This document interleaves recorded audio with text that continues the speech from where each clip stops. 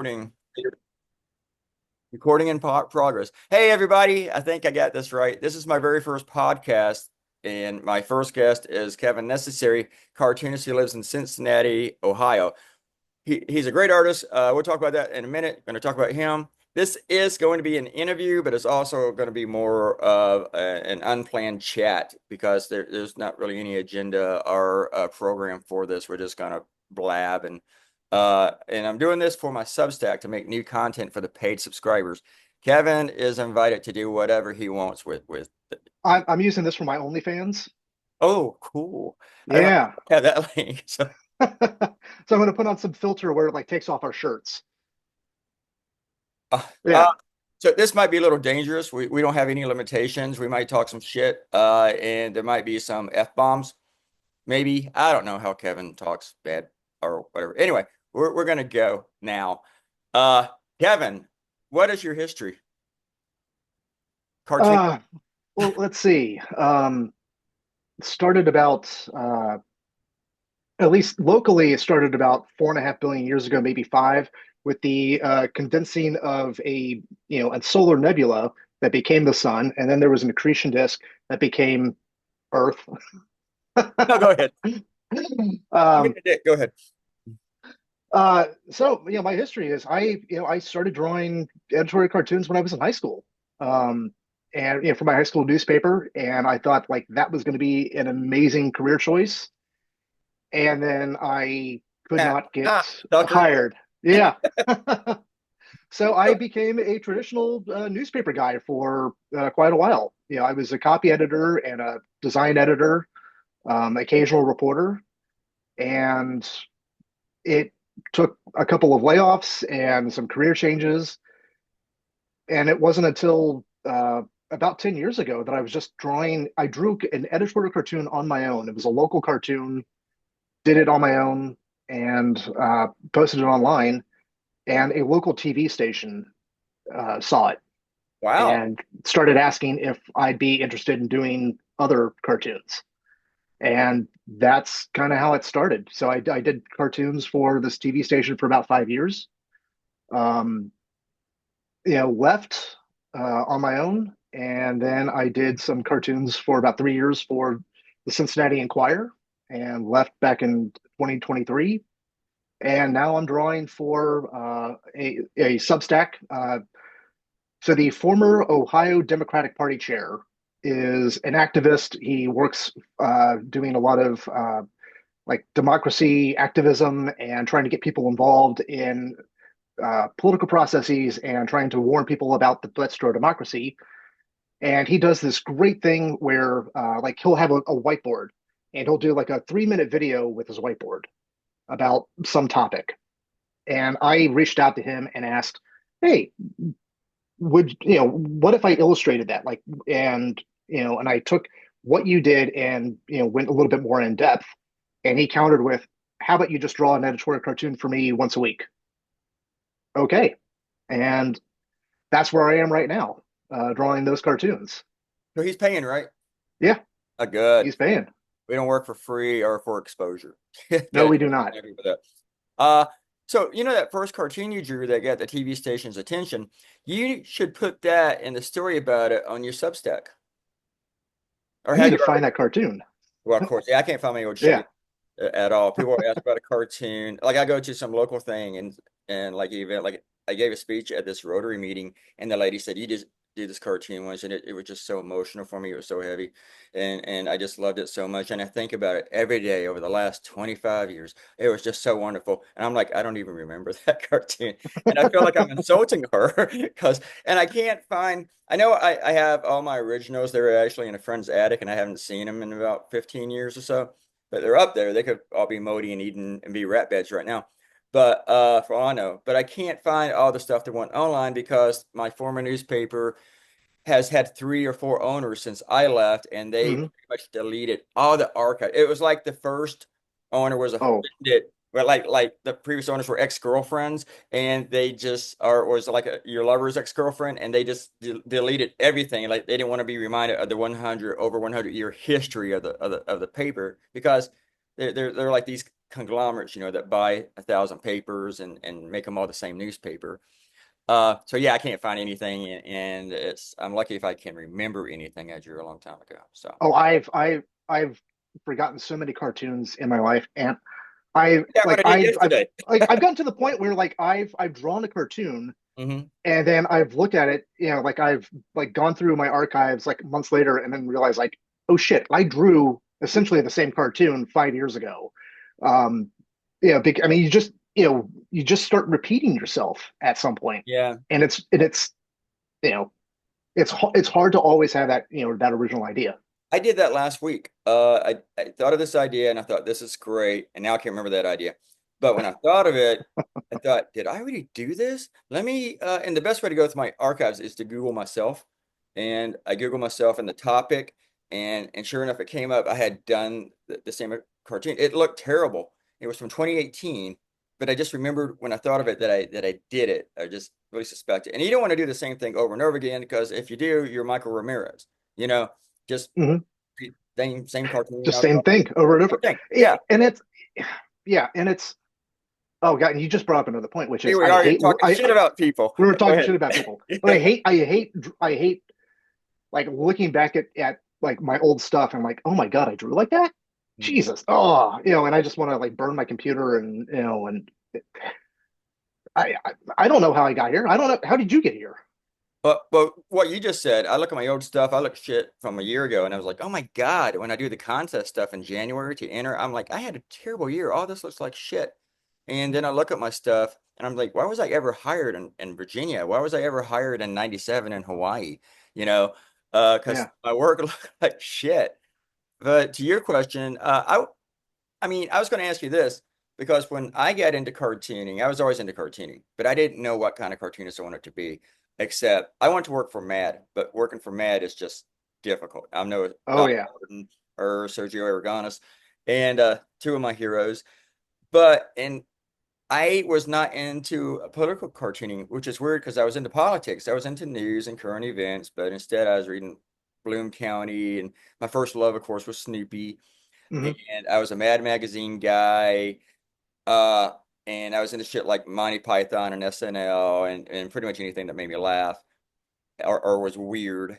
And so I didn't know what I was gonna do. And like 1989, I rediscovered political cartoons. I mean, I remember as a kid, I lived in Georgia for a few years, and I went to this mall with some buddies, and I go to the bookstore, and I was always looking at the comic section, cartoon section, and I saw political cartoons, and I opened it up, and I flip, and I was like, this shit is boring. And Yeah. I just thought it was boring. And this was like Reagan was president and stuff, and I just saw just it it was very staid. It was just I Yeah. didn't run into the Oliphants or McNeely. I just saw who I learned about later, or the Conrad, three other or Mike Peters. I think Mike Peters is probably one of my biggest influence as a cartoonist because he was always weird and funny. Hmm.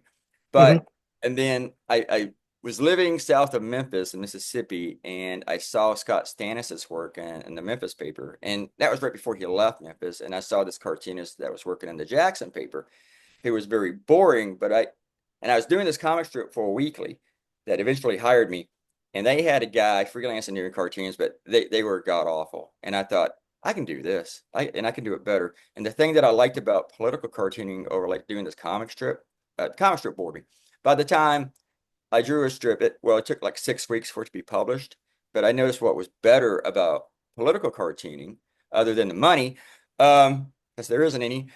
Uh, Draw a cartoon the day before it's published, not 6 weeks. You could change your characters, you could change the subject, you could change the Yep. format, and people reacted. And yeah, people react to Garfield, but and write letters and stuff and buy shit, buy the plush dolls. But people yelled at you, and I kind of like being yelled at. I like So if you get like that. yelled at, you got a reaction. I learned later when someone says, like that lady at the Rotary meeting, when they say, I just love this cartoon and I think about it every day for 20 years, that's a great reaction too. But at first, for me, it was just hearing people go, we're canceling our subscription, or we're going to stop buying ads with you guys and stuff. And back then, when they threatened not to buy ads, a small paper didn't worry about it so much because they're like, where else are you going to go? There Mhm. was no Craigslist, there was no internet and stuff like that. So they were pretty much empty threats. And of course, now the newspaper will fucking kick you out if they get one angry phone call. Yeah. Oh, absolutely. Yeah. Which is why I'm not working for a newspaper or TV station anymore. So like when I was in high school, we had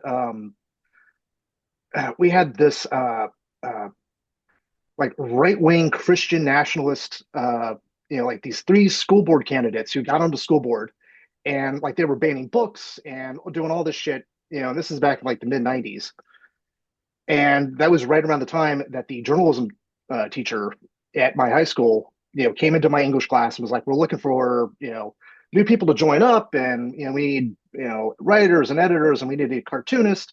And I was Ding. wanting, yeah, I was wanting to be a comic book artist. Like I was like drawing the X-Men all the time and stuff like that. Mhm. And but my high school art teachers hated me, and I'm like, okay, well maybe I can do this.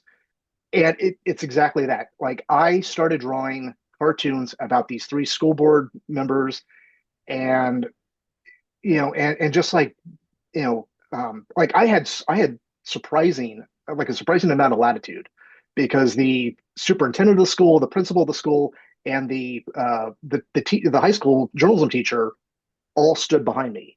Wow. So I mean it was I was super lucky. I was and very grateful, and I found the power of that voice when I was like 16 or 17, and just ripping these school board members to shreds for how fucking backwards they were, and like that fueled me, and I loved, yeah, and you're right, like seeing those immediate drawings, getting that immediate reaction, um, and having something new to draw every single day. Like I got diagnosed as ADHD last year, and it was like something like a light bulb went off. Like, oh shit, I understand like the trajectory of my career, because like I need that new stimulus every single day, and it like I don't know if I'm like biologically built to do anything else Mhm. besides this. Yeah. I have never been diagnosed with anything, but I'm pretty sure I got something. Um, because I'm kind Just of like good the looks. same weird I mean, way. I can diagnose you with good looks. Oh, you're lying. I look at myself right now and I'm like, why did my face start looking like that? You know, what I'm the same age as old people now. That pisses me off. That's my Me old too. my dearly departed older brother's joke. But I rip off him my whole life. Uh you know what surprises me? I'm going change the subject a little bit. And by the way, Sure. viewers, this is very amateurish. There's no production really. I mean, it looks like I'm zooming from a warehouse, right? But there's no editing with this. If somebody says something embarrassing, instead of editing, we'll delete the whole thing. But I think we're good. Plus, we embarrass ourselves every day, so we're not really going to care. But what I was about to say to Kevin is that two things that kind of annoy me. One that kind of annoys me is that I wish local papers and I mean even big city papers, if they're not going to hire a guy, they should hire a cartoonist, guy or gal. But why don't they just hire more freelancers and stuff? They should. How can the Chicago Tribune or the Chicago Sun-Times go without a cartoonist? I mean, the Tribune does have a cartoonist, but it seems like they don't use them very much. And Scott's doing stuff with the Dallas Morning News now, which is smart, Hmm. freelancing somebody. But like the LA Times still doesn't have a cartoonist. I'm surprised the New York Daily News does, which he's great, by the way. But I wish more newspapers would do that. The other one is, and even smaller papers, I wish they would do that. But the other one thing that really annoys me is that these online news outlets, the big ones, from Axios to Vox to Daily Beast, even from Slate, which I think started most of it, one of the first ones, why don't they hire a cartoonist? Why don't they have a guy that works just for them, I don't nobody know. else, pay him, pay her, and have those cartoons? I mean, I don't understand why no, because the thing is, political cartoons are still popular. They say that we're dying, we are, but people still want to read us. Oh, well, I mean, Deadline just did a story on Anne Toneus. I mean, that's fucking Deadline. Yeah, and then they did the Yeah, PBS NewsHour. Well, Anne's a big story. She is, and yeah. people love that and stuff. Um, yeah, I don't know. Like I've emailed some of these places. Like I remember, like I've emailed Axios, and they're like, I've no, done it. we Yeah. we don't do that, and you know, and and I'm saying this, so like I'm the Minister of Information for the Association of American Editorial Cartoonists. You're on We'll the talk board. about that in a minute. Bring that back Yeah, up in 5 minutes. Yeah, but I would, but I think, and I'm saying this off the record, you're being on the recorded. record, being recorded. Yeah, just put like a black bar over my eyes. We should be. I really think that we should be advocating more for us, and and for getting more people, like getting places on board, for, to have editorial cartoons because there is value, and you're right, it's popular. Um, They I don't don't know even how we think do about that. it. When they say we don't Yeah, do that, maybe you should think about doing that. Uh, like 15 years ago, I was talking to this photographer who works at the Norfolk newspaper, and I said, "You guys should hire cartoonists." He goes, "Yeah, but we don't have that position." Create the position. It's not yeah. hard to do.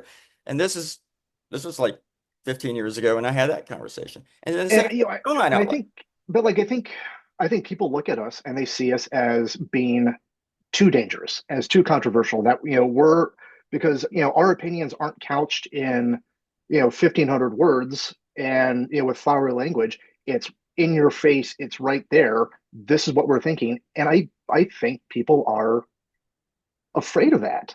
They don't want to get canceled. They don't want to have those angry letters, like you were saying. Yeah. That's why I'm not, doing any local cartooning anymore, which really sucks. I miss doing local That's why cartoons. you left the TV station, That's correct? also why it's also why I left the newspaper. Yeah. Um, Oh, I got to ask you about that too. Um, yeah, you knew, I mean, he's dead. He's not. You personally got to meet and just spend time with Jim Borgman. yeah, Was that somebody else? That was you. yeah, Okay. yeah. I mean, and that's one of the things that was great living in like growing up here in Cincinnati was I got to see Jim Borgman's work every single day. Hmm. So I knew his work before I even knew what an editorial cartoonist was. And once I became involved in editorial cartooning, I started bugging the shit out of him all the time. I would Uh-huh. send him letters, I would send him my drawings, I would show up in his office and just wait for him to come back from lunch. You Um, would ambush him. oh, I would ambush him. I'd behind the door and then come up. Yeah, yeah. I would. I mean, like, and this is before, like, That why he like this retired? is no. He did. All right. So, this is so like in 2000, I was doing my internship at the Inquirer, and Hmm. I was horrified about like how much of a fanboy I was when I was a kid. Uh, And so I didn't talk to him the entire time I was at the Inquirer during my internship, except for like the last couple of days. I got into the elevator and I was heading down to the parking garage, and he stepped into the elevator with me. And he just kind of like looks over. He's like, "Aren't you the guy who used to send me all those drawings and letters as a my kid?" And God. oh shit. And then, years later, Are I'm you my looking. stalker? No. I am, yeah. I was like, I pulled out my autograph book. Can I have your autograph? Um, but like years later, I was at the Inquirer, on staff, and Jim was well. This was like right at the beginning of like the Great Recession back in '08. Everyone was getting laid off. Jim was taking a buyout, and they were doing a whole big thing, at in the newsroom, and he's giving a speech, and he's like, I hope that cartooning will continue here at the Cincinnati Enquirer. And there's no one else that I think could do this but one person. He points to the back of the room, and me, stupidly, I look behind me, and there's just a wall. And I turn around, and everyone's looking at me. And then it takes another 12 years for me to uh, get hired on as an editorial cartoonist. I was trying to find your you talked about, sign my sketchbook autograph. I have a drawing from you, I do believe. I think you did it in Columbus in my sketchbook, with other cartoonist drawing, which is I've had since 92. I think you're in here. If you're not, you gotta be in here. Because I'm running Well, out of if I'm not in there, I'll do it in when we're in uh, Maryland. I don't think I think I might have missed you. Let's see. Because you were not in San Francisco, right? No, I was not in San Francisco. Oh, I do have you.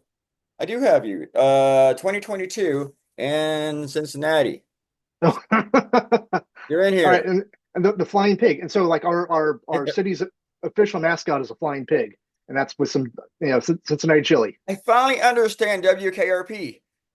Yeah, because they had the pig stuff with Les Nestman and stuff like that, or something, if I remember correctly. So, Oh, that's the turkeys, where they're oh yeah, throwing I the remember that one. But turkeys I over. thought, Yeah, oh, he did the Farm Report too, I think, yeah, like that, and won awards, the pig award or something like that. But yeah, the turkeys, God is my witness, I thought turkeys could fly. turkeys could fly. I'll never forget that. I love the show. Every year. Like I mean, it's like a holiday tradition in Cincinnati. You watch the You show, know, or to I'll throw. watch the show, to quote the show. I was Um, afraid maybe it was a Cincinnati tradition to throw turkeys out of helicopters, and they no, land on the ground like bags of wet cement. I don't but remember. I, but my so I've got a friend who's on local public radio, and he will always do like that bit just on his own. The whole thing. Yeah, That's such good stuff. That's the kind of stuff that makes you a cartoonist.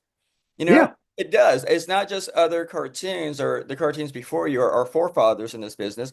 It's anything that pretty much with that kind of irreverent, weird writing style. WKRP was very irreverent. I'm Oh, surprised it very much so. lasted. Well, it wouldn't last today. Like the first season, there's just no Yeah. way they let all those jokes go and stuff. Well, I mean, you were talking about like Mad Magazine. I mean, my grandpa and I would walk down to a corner store and pick up a Mad Magazine. I mean, as soon as it came out, I loved Monty Python. I loved, Mhm. Mel Brooks and all that, Oh, stuff. I mean, I yeah, was watching the movie Airplane when I was like 5 years old. that's one of Didn't our. understand. Yeah. Yeah, I didn't understand it, but God, I loved it, and I still love it. Those are some of the movies like, and I use them in cartoons. I'm sure you have too.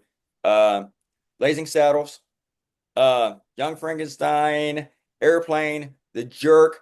These are I have used the Jerk reference like two or three times.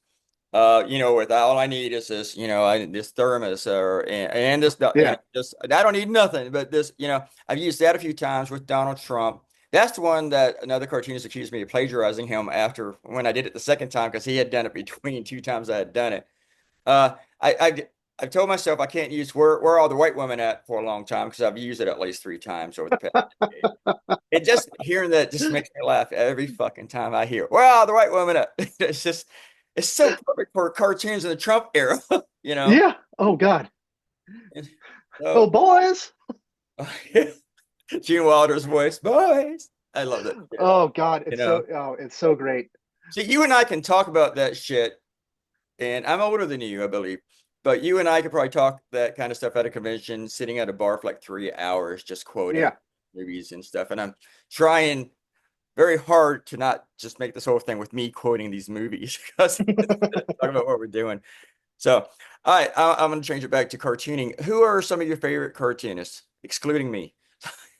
So, Oh, boy, now I'm gonna have to really think about it. we're just off the Obviously Borgman, Cal has been, a really big influence. saw him last week.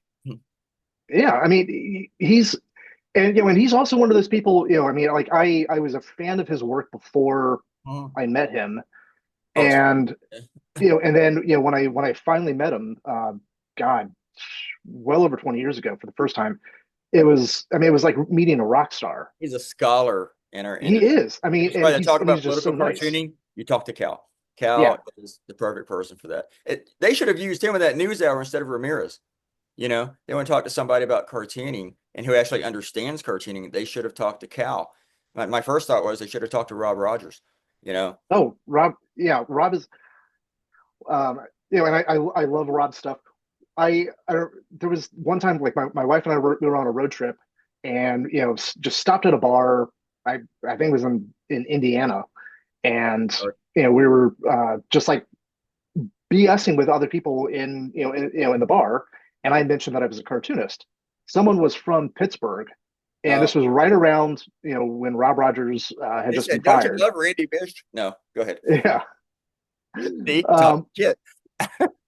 but like there, but I was like, oh yeah, I know Rob. Like I've met Rob personally, and I've talked with him, and I was, this person was just like, oh, can't believe you met Rob Rogers. Like, but like, like, Cal Matt Davies is, I love his stuff. You know, geez, Yeah, Davy's I artwork is incredible. It's just yeah, so spontaneous and brilliant at the same time. I got the I mean, spontaneous down, but man, I don't want to praise. there's yeah, I mean, there's so much stuff. Scott Stannis is great. I mean, I love his just his line work and the Or at least, uh yeah, I mean, just there's something kind of understated with his stuff, and I love it. Um, I mean, I sought out Oliphant when I was a kid. I would seek out, I still loved, Berkeley Breath and and his work. I was a big Bloom County fan myself when I was a kid. me too. I have So books. that, Yeah, yeah. yeah, So like that kind of stuff, really kind of, like began shaping who I was. And, and then, stuff like, um, I mean, God, it's so basic bitch, but Calvin and Hobbes and Watterson yeah. and, um, what's kind of neat is like, Watterson worked as an editorial cartoonist for the Cincinnati Post, I've heard and about that. I never he saw did it. that for like 6 months. Because well, so he was a couple years after Borgman and in college, but Borgman knew him, helped him get a job as as the cartoonist at the rival paper in Cincinnati. But he just didn't have the chops for it. Like he couldn't get into doing political cartoons, so he left, and and then did some little comic strip that no one ever heard of. Yeah. But the the paper, the Cincinnati Post, uh, spun off a TV station, WCPO, W Cincinnati Post. I was the first cartoonist for the Cincinnati Post, so there, I can claim that kind of lineage Yeah. with Bill Watterson, even though he has no idea who I am, and Well, maybe he will he's now, after this is oh published. after this, yeah, Yeah, he'll know. And maybe he'll want your autograph. I already got probably not, it. probably Yeah. not. It's kind of funny though that you talk about, some people go like, well, you met Rob Rogers. And in this business, it's kind of like when I was in Mississippi, the governor stopped by our tiny newspaper, and then the General would, Secretary of State, and people outside the newspaper business, we're running out of time. And hey, let's do another one. All Uh right, yeah, we got about like 10 minutes left. oh, yeah, 10 minutes. Oh, let me ignore this for the moment. So people would think, well, you met the governor, well, you met, the Secretary of State, blah. And you're like, yeah, but Mississippi's a small state. And if you're in the newspaper industry, if you're delivering newspapers, you're probably going to meet the governor. It's kind of like that. Hmm. And now when my first convention is like, wow, there's Walt Handelsman. Well, I met like Lukovich. And now these people call me, and that's not bragging. They call you. Yeah. I talked to Rob about a month or two ago on the phone because he actually wanted to ask me some questions, some advice about something, and he could probably figure out what that was. And I talked to Jack, and you think about I was at this hanging out at a table on Monday with th three Pulitzer winners, and that's not a big deal to us because they're our friends. We're in the same industry and everything, you know. And to name drop, I was with I almost said Broadner, and I wasn't. I was with Barry Blitt, Signe Wilkinson, and the great Matt Worker, and their spouses and stuff, and a cousin of Signe's who was a very nice guy. But it was just, and that's why I went up there. It was this talk in DC, and I'm an hour away, and it was just to see friends. Yeah. Basically, it's like, who else am I going to meet today that Well, I already know and stuff? So I it's, mean, but you brought up that point, which is like, for us, I mean, this is a job. I had that moment. It was a couple of months ago. I was walking to lunch in my neighborhood on a mhm. phone call with Jack, Yeah. and Does he call and everybody? oh yeah, he calls everybody, Hi, including me. Jack. And we're stealing this from what you and Broadner did, by the way, which I'll elaborate in a few minutes. No. But yeah, like I'm outside, this little diner that that's in my neighborhood, about to go talk to have lunch with a friend, and it just kind of hits me like, man, I'm on the phone with fucking Jack Oman and just shooting the shit, and you know, like it's nothing, It hits and you it was sometimes. just yeah, it Yeah. does. It hit I, I remember like before I met Walt Handelsman, I knew his work very much. And I thought these are the silliest cartoons that I see. That's what I want to do. I want to make people laugh. This is it. And after I met him, he was very nice. He was not one of those guys that kind of blew you off. But I was still like, I don't want to talk to him too much. I don't want to be a pain in the ass. I don't want to be a fanboy and stuff. And Well, it's been a while, but for a while he was calling me. And I'm like, how far have I gone in this career? Granted, it's been 30 years now, but now like my heroes call me. And I saw this Tom Petty documentary, and Eddie Vedder was talking about how he was such a huge fan of Tom Petty, uh and he was never going to achieve that kind of fame or success. And then it shows him years later on stage singing The Waiting with Tom Petty. And I think about that, like I'm on the phone with Walt, I was like, I'm fucking singing with Tom Petty, basically. Or when Jack calls me, or I have lunch with Lukovich or something, and it's the thing is that you're a colleague now, and Yeah. that's the cool thing. And but I'm still a fanboy too. I still geek out a little bit, you know. Oh, me too. I mean, there was so all right. So the reason I left the newspaper, or not the newspaper, the reason I left the TV station, like they were telling me that like I wasn't allowed to do like national cartoons, and then it got to like, well, we don't want you doing cartoons at all. And Just draw bears. I don't know. oh, they were wanting me to do like funny Valentine's Day illustrations and all sorts of little like stuff. And it was like, Not what you do. yeah, this isn't what I want. This isn't what I do. So I was in Columbus for an AAEC convention, and I was just kind of feeling down. I was like actually just like sitting by myself, and Cal like comes over and sits down, and he's like, "You're looking a little down, Kevin," and he just like starts. He starts giving me like this grandfatherly advice, Me just out of inspired. nowhere. And but it was from like one colleague to another, you know, Mhm. and and yeah, like I was having this weird moment of like, okay, this is great advice from a friend and colleague. Also, this is one of my heroes from when I was a kid, sitting down and giving me advice. You can't respect somebody more than you can respect Cal in this business, Yeah. you know. And I But didn't even talk to him the other night. He was at that talk, and I didn't make it to him. I kind of walked in late, but I talked to everybody afterward for a minute. And mhm. somehow Cal got out the door. He's still wearing his vest and stuff like that, looking sharp. And he snuck out of there without me getting to say hello to him. I mean, I talked to him a million times, but it's like, Cal, get out of here. They didn't catch that right elevator. But yeah, he's definitely a hero and stuff. What's funny is I now have my friends tell me about, like, ask me to like provide like news or stuff or updates from their favorite cartoonists. Like I have a friend who is very sweet on Mark Murphy, like just absolutely loves his stuff. And I've tried, like, hey, Mark's going to be up in Cincinnati, today. Do you want to meet him? Do you want a fangirl? And she's like, no, I Oh, can't. I can't. Like, yeah. I'm like, all right. The first person I talked to last year in Montreal was Mark. We went to find this museum where all the events was going on, and so I just bumped into him in the lobby. It's like, hey, let's go, and we're walking, it's like how far you come. I mean, I'm on the board now. You're the minister of propaganda or whatever for the AEC, whatever it's called, and which is a great job. Thank you for doing that, by the way, because nobody else wants to do that job. It's so much hard work, that required of you. But I'm just walking through the thing, and I'm just talking business and shit with Mark Murphy, who's now the president of our association. And I was really only aware of Mark a few years ago, but I'm not kissing ass. This is really honest. There's nobody better to take over for Jack, I think, as president of the association, Jack Oldman No. readers, than Mark Murphy, who is in Kentucky. He's an actual real lawyer. And so that means he's smarter than all of us.